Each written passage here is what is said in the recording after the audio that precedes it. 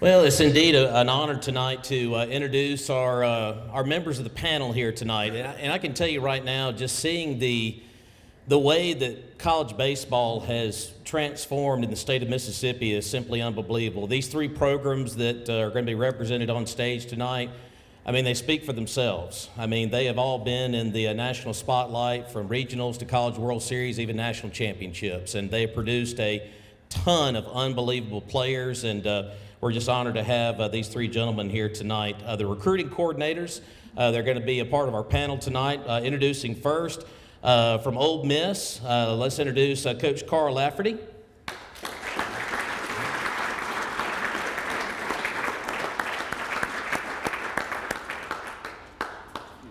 From Mississippi State, Coach Jake Gautreau.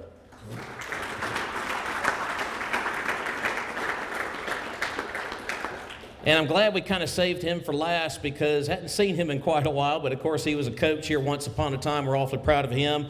From Southern Mississippi, Coach Travis Creel.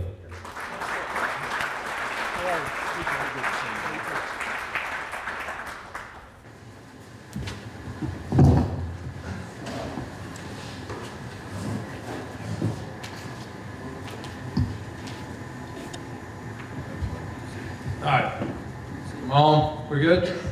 All right, thank y'all for coming, appreciate it. Glad I could get here. Yeah, glad Go got here. Go took the scenic route, so appreciate you coming, Go. Appreciate you coming, Travis, and always a pleasure to see you, Coach Lafferty. All right, let's get going. So, I don't know, how do you want to start this off? What, I thought it was a Lafferty roast. yeah, you want to do that? Hey, you had to have That'd be a normal day. an Ole Miss coach help you park out there and find this place. This is true. This is true. I'm not good with directions. He did help a lot. All right, so let's talk about JUCO players. So y'all have all had a lot of JUCO players. What do you like about JUCO players? You laugh. Or good. I guess the biggest thing that I like, usually when you're getting a junior college player, there's an element of toughness, an element of experience, which now, when you talk about college baseball, for us at Division I level, you talk about the age of your roster, how old kids are, how many college at-bats or college innings they've had. Stepping in to play against now what seems like a bunch of 21 or 22-year-olds. So that comes to my mind, right off the bat. It's pretty basic and generic, but I found out immediately when I got here how much our institutions, our schools, our programs mean to the Mississippi JUCO player. And there's a lot of passion. These guys are living and dying to try to get to a place like ours, and I don't mean that in an obnoxious way. They just really, really care about these programs, and it's when you have that kind of a mix of players, usually good things happen. Good point. Yeah, I think what Carl said is the toughness factor, right? I coached in the Mac Jack for 3 years. I've ate those sack lunches on bus rides at 6 a.m. heading to Kahoma. I've done it, believe me. So, just kind of the blue collar mentality that we really like at Southern Miss as well. So, I think if there's one thing, just an unpampered, tough player from my perspective. Yeah, they're definitely unpampered. Actually, they're kind of too pampered here. They got the locker room and everything now. So we still eat the sack nasties. No Eagle Hall anymore. No, they tore down Eagle Hall. We are lucky y'all missed Eagle Hall, boys. Yeah, but that made you a man, though. Travis was the dorm supervisor at Eagle Hall. He was a heck of a dorm supervisor. He was never there. So Was he tough? Was he tough though? Oh, no, curfew 11 o'clock. And everybody in, Travis? Yeah, they're in. He had no idea. Hey, well, we were pretty good though. So we won a bunch of games. All right, so let's talk about y'all's teams. So let's start off with you, Travis. Yeah. How y'all gonna be? Oh, sure. Easy. That's an easy question. How we're gonna be good. If not, we want a job next year. But we have. Same. Agree. No, we got any Southern Miss fans there? It's high expectations. Obviously, nice. Coming off 2 super regionals in the last 3 years, 6 starters off last year's regional final team are back. Pitching staff's back with a couple MCC Eagles. Wish we had one more. Wish McIntyre didn't sign. But I think the expectations are always high. But that's how you want it to be. You don't want to be in a place where expectations are low. But we feel pretty good about our team. And Southern Miss, like Coach Palmer, legend, got it started as high school coach, but then really started as pro, Corky Palmer. And then Scott Berry worked for Coach Palmer. So Southern Miss and MCC have a long tradition. No doubt. You had some assistants in there too, Mike Federico, the head coach at ULM, and many others as well. So obviously the tradition here at MCC is awesome, and these guys know as well as I do that, you know, the Mac Jack's a great junior college baseball league. You know, they're probably the best three in the country are Texas, Florida, and Mississippi. So if we're looking for a JUCO player, the Mac Jack's where we start. Go.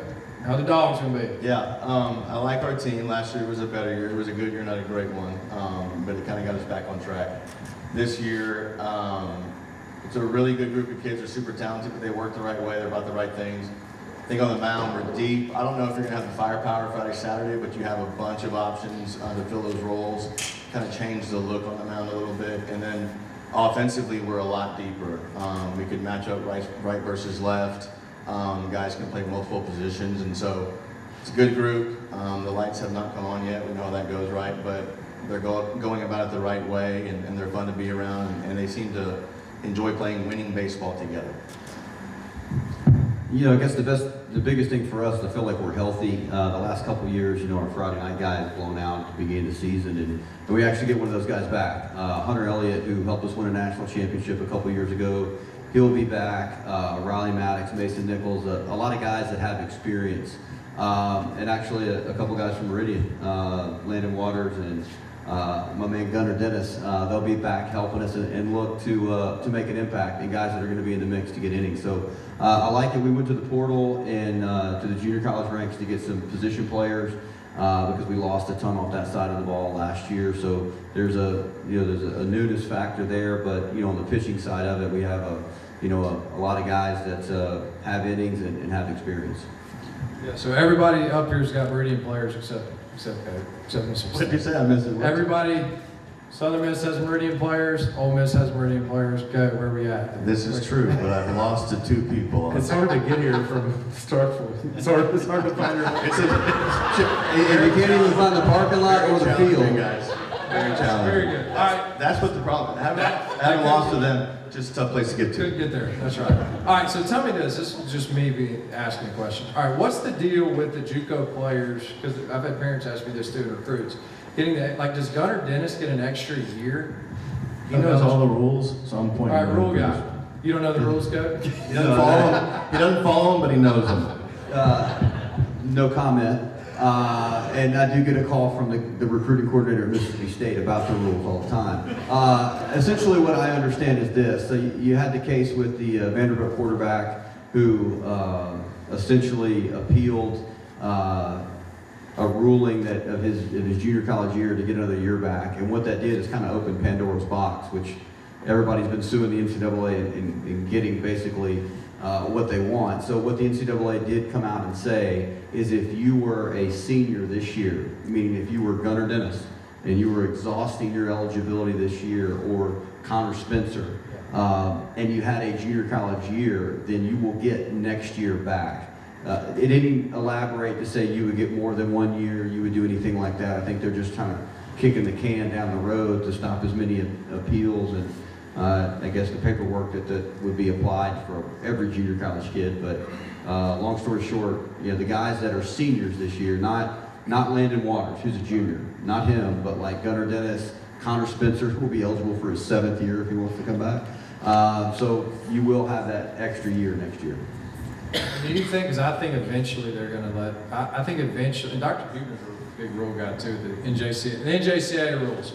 Like eventually, are they going to count our years against the 5 to play 4? I mean, I know y'all aren't experts on that, but do you understand what I'm saying? I'm going to give you a guess. My guess is, so NCAA, you get a 5-year window to get your 4 years in. My guess is a junior college sophomore would have 3 years of eligibility with us in the future. That's kind of just reading between the lines.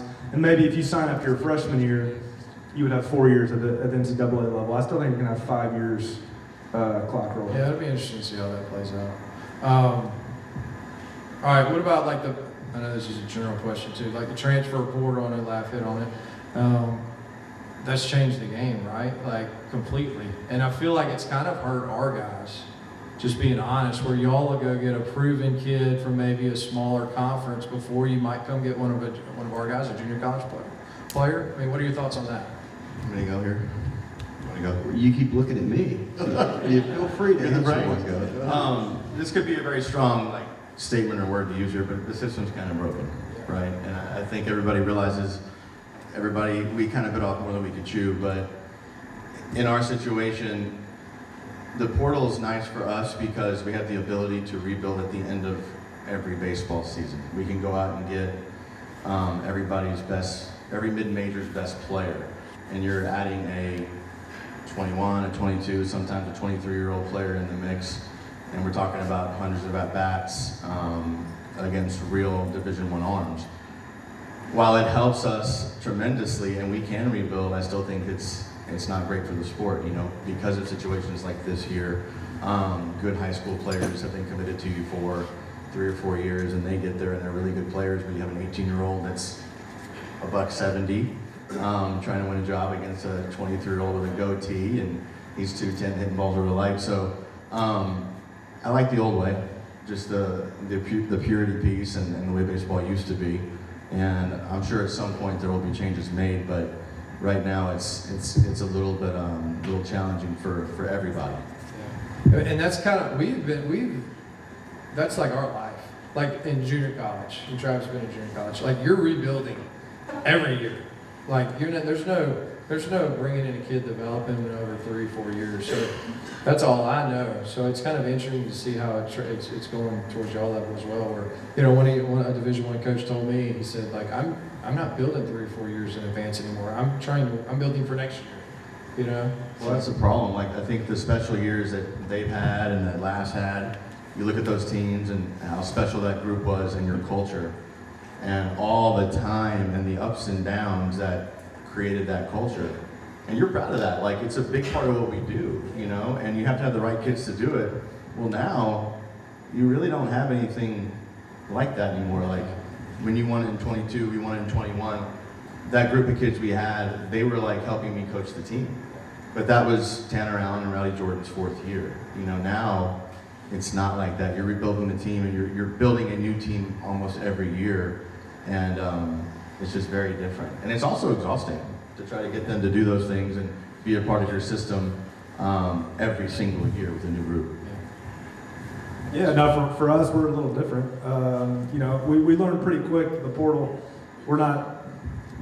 I love Southern Miss, and we have a great program. We're not getting a high-end player that these guys can get. So while I'm somewhat jealous of the players that they can get, I'm also not jealous of what they do in the portal every summer. And we're probably signing 3 or 4 guys in the portal max, and we're still trying to keep that high school mold, the JUCO mold, and keeping kind of our culture. Now, if we can get a really good player in the portal, do we get them? Absolutely. But it is definitely, from a Sun Belt to SEC standpoint, the type of player you get in the portal is different. So again, while I wish we could get some of the players they're getting, it is nice to kind of keep doing things the way we've done things and the way we've built success.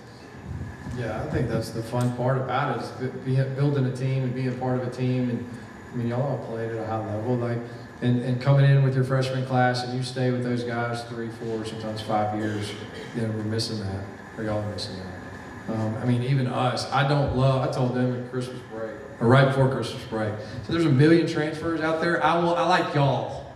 I'm not going to get anybody else. We got what we need. Sorry to talk about that, but I think you can win with maybe a less talented kid if the culture's right, and I know culture's an overused buzzword, but if you've got dudes that will fight and literally take a bullet for the guy next to them, I think you can beat the team who's the perfect game ranked kid. I think we kicked that dude's tail, So I don't even know what I'm getting at now because I got a little rant, but Fired up. yeah, sorry. All right, so what about like non-conference type scheduling? I know you had a change in you're not going to play them in Earl anymore. So how do y'all handle the scheduling, or does your head guys handle the scheduling, or is it always different, or what? Coach Lim does ours. Okay. Mike B does ours. Same here. I don't do ours. Yeah. Obviously, I have some friends who want to play. I'm sure y'all do too. We'll do that. We try to stay away from Trustmark. So We are going to their place this year for the first time since 2018. Home to defeat. We opened up there in 18, and it was not pretty for the Bulldogs. Oh, I remember that. That was Oh, me too. Yeah. That was crazy. We got it turned around, but it was not good. Let's change the subject. All right, what do y'all look for in a player? I mean, it's a general question, but like, what are your kind of players at Ole Miss, Mississippi State, Southern Miss? Position player. What are you looking for in a position player? Well, I guess these guys, you'll probably get 3 different opinions, but just being very basic, everybody kind of has a profile. Like if you're looking at guys that are going to play the middle of the field, catcher, shortstop, possibly center field, you're giving a defensive priority.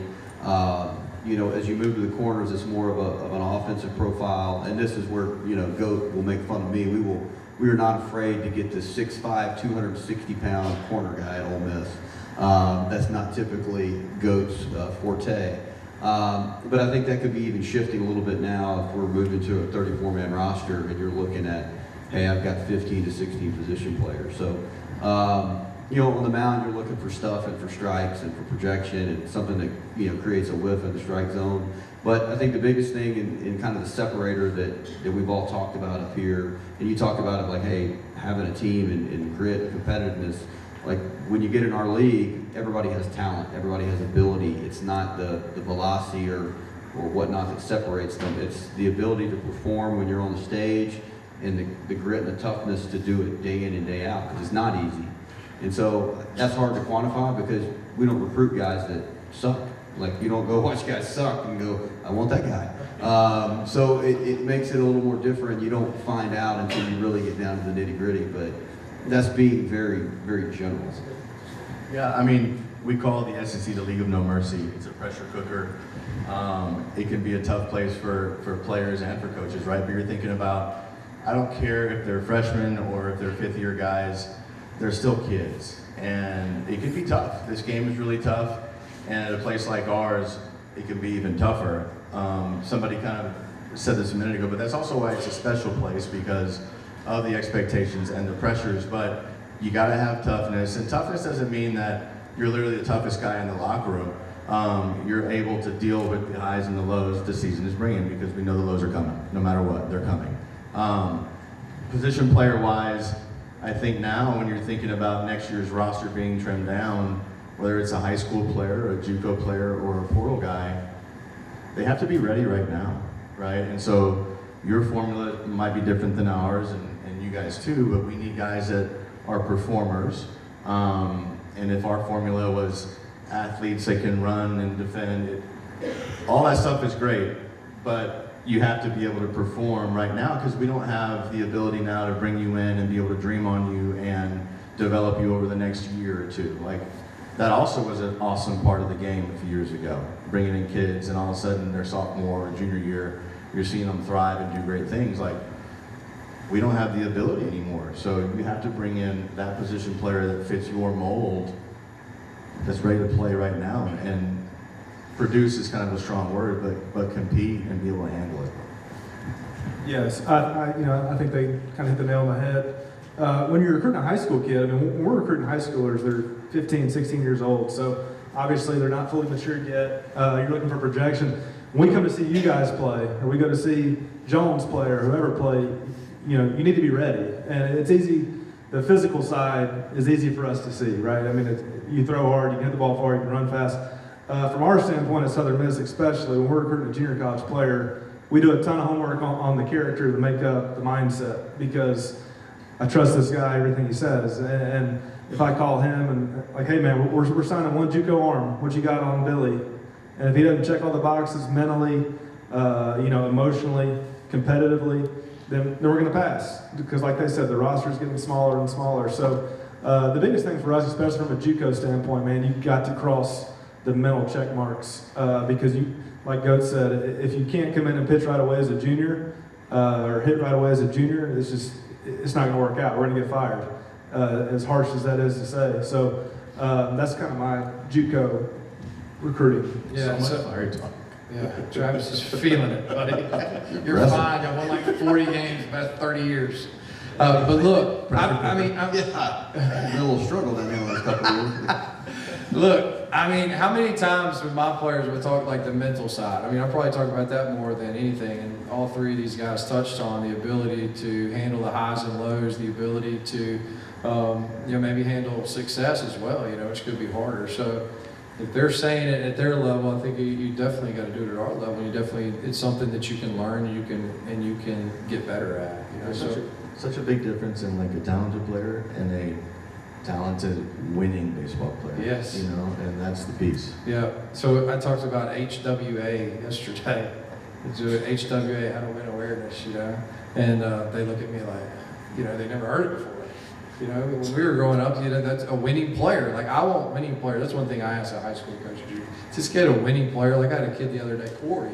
He's the one actually, Corey Dickerson, who played in the big leagues for a while. He was like, this is a winning, this is your kind of guy. He's not going to go to some showcase. He's not huge. He doesn't fly. He doesn't have a ton of power. He's going to do something to help you win the game. Now, you can't have a roster full of those guys. You know, you have to have some upside with some guys. But I think the ability to go out there and forget all the BS and everything outside the fence, and it's harder at their level than it is at ours, I think, is a separator. You know, where it's just you versus the pitcher, or you're the pitcher, you versus the hitter, and you can really get yourself in. The GOAT played in the big leagues, you know, so like, there you go, GOAT. Shout out. I didn't though, but thank you. You didn't play in the big leagues? I was close, but I didn't. But I'll say it. Well, It's okay. You sure? Yes. Okay. Well, I always thought you were a big leaguer. I wasn't gonna say that. He would be funny. No, he was a first rounder. He was Okay. a first rounder. First rounder out of There's a AAA. There you difference. go. Okay. Now I lost my train of thought. So, any questions from the crowd? This is the favorite part. Somebody's got a question. I know.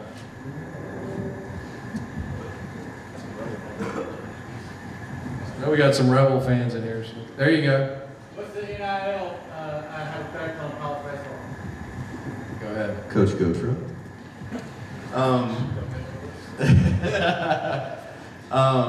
I mentioned the system being broken. Just when I finished playing pro ball, they asked me if I wanted to coach in pro ball, and I was good on pro ball. I wanted to go to college because the game was pure, and you had young kids that wanted to learn and be a part of something great, and they were coachable. Now with the NIL piece, I don't think it's anybody's fault. Just like organically, it's just not near as pure as it was. And it's become more of a business, more like pro ball. And there's an entitlement piece that can easily kind of creep in if you're not careful. Whether we're not careful in regards to trying to stop it, or the player in general is just kind of numb to it, thinking this is just a normal day in which we live. And I'm getting this, and I'm going to play here. But really, you're getting it, but if you want to think about pro ball for a second and compare it, you're getting it, but you're expected to perform, you know? And that's also not a great way to go about it at this age, in my opinion, you know? So it's awesome that the kids are now able to make some money. I think that's really cool. But the way the whole system is set up, it's a little bit funky, and it can be a little dangerous. Is that fair? No, I couldn't agree more. I think whenever we, as parents, we all have young kids, and you talk about going to play college athletics. It was such a cool time in our lives. Like, I played against Goat's team in a regional my senior year. And I think back to the college experiences that I had, and I was joking with my coworker, Mike Clement. I got a call about 1 o'clock in the morning from about 15 to 20 guys at a bachelor party out in Arizona. And so you answer those calls, and they're being obnoxious, and it was from like our 2017 team.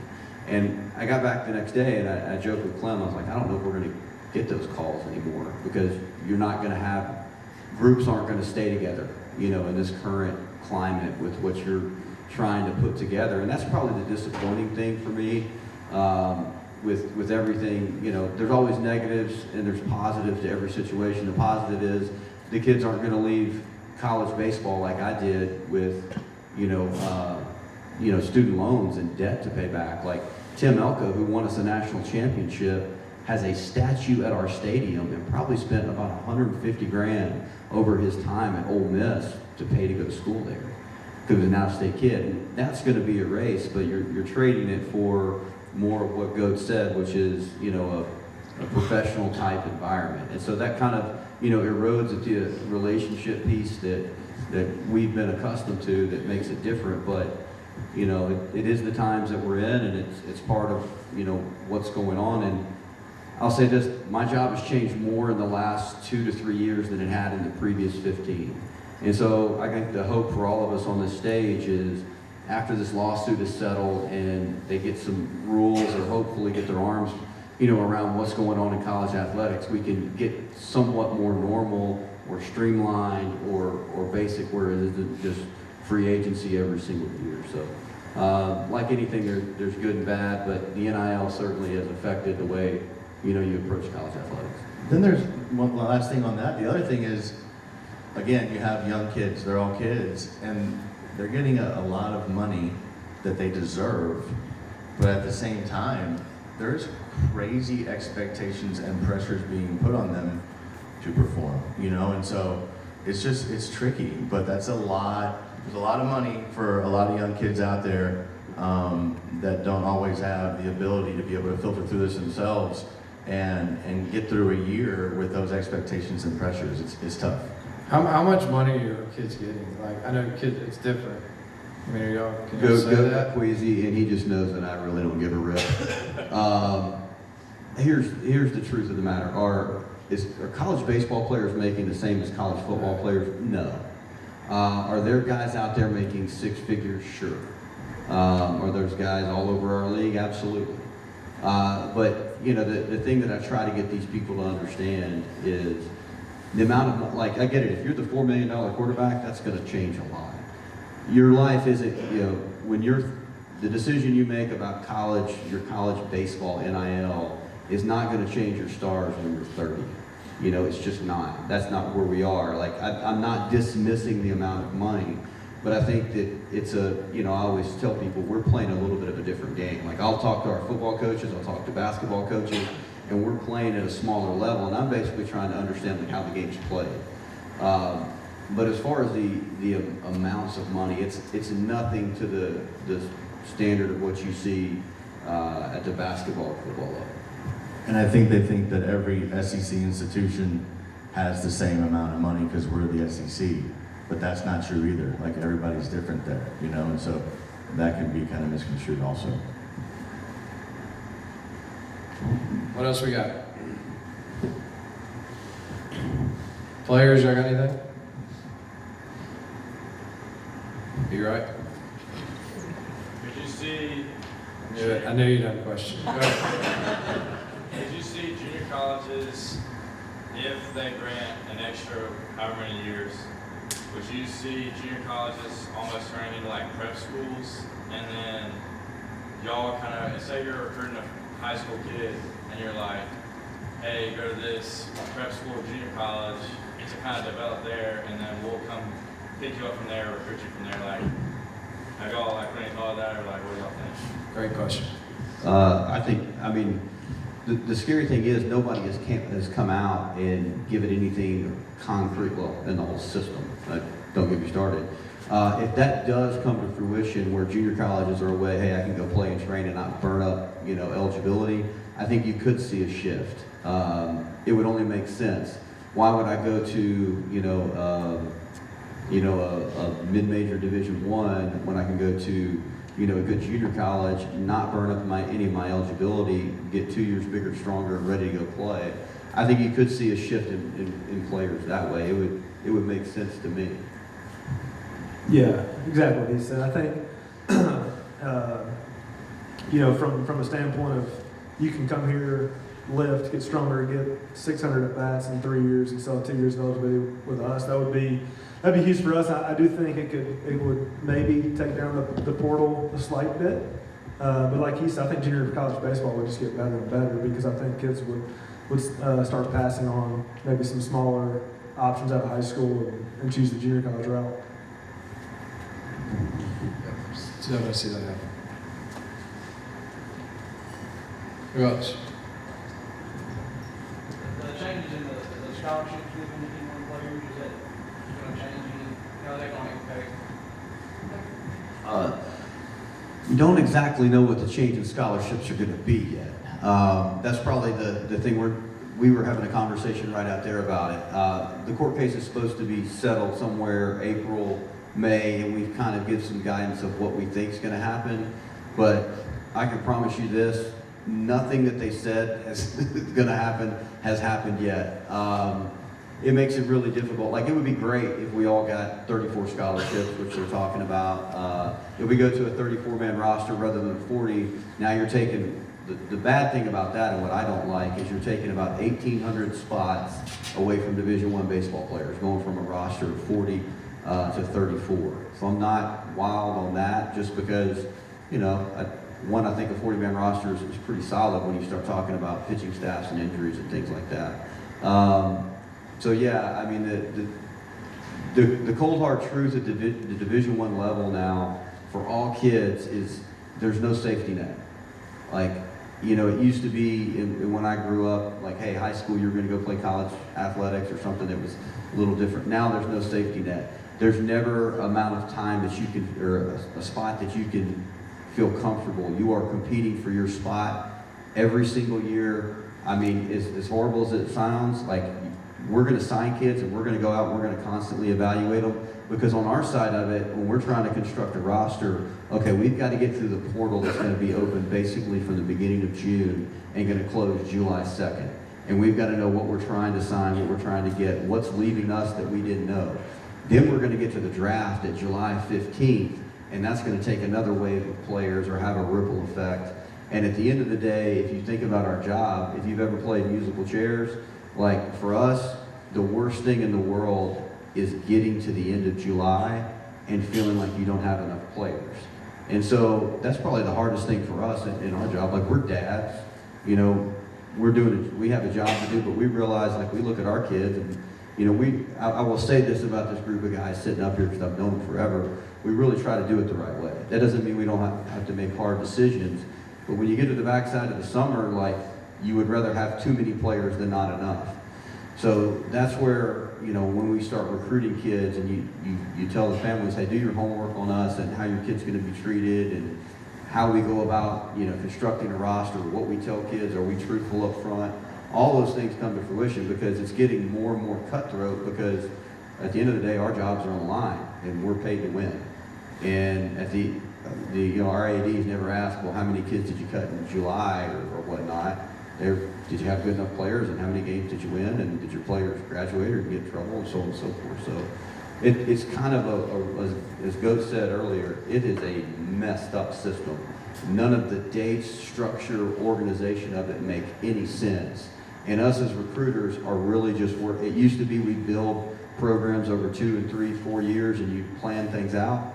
Now we are going through and we have a few buckets. We have returning players for the year, we have junior college kids we could sign, and we have portal kids we can sign, and high school kids we can sign. And we are trying to get the very best ones that we can possibly get our hands on and shove them into our locker room, and you're trying to add to the top and cut from the bottom every waking second until essentially the bell rings and you can't get anybody else on campus. That's the reality of what it's like doing our job. He nailed it. That was awesome, by the way. But, like, I'm being serious though. These are two of my best friends in college baseball, and none of us are perfect, but we love what we do and we love the kids and this whole new system.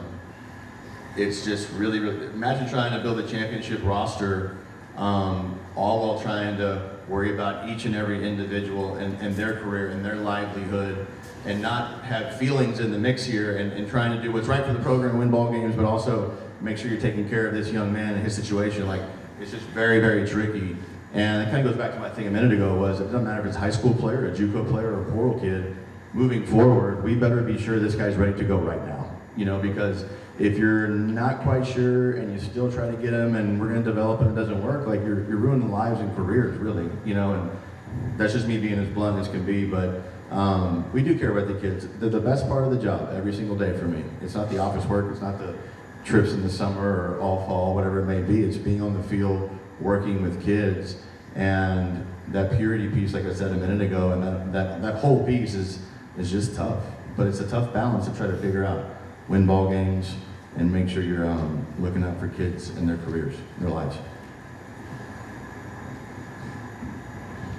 Good stuff. Anybody else?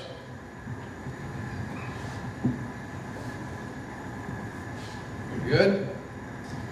All right, thank you guys for coming. I really appreciate it. These are, Thank you guys.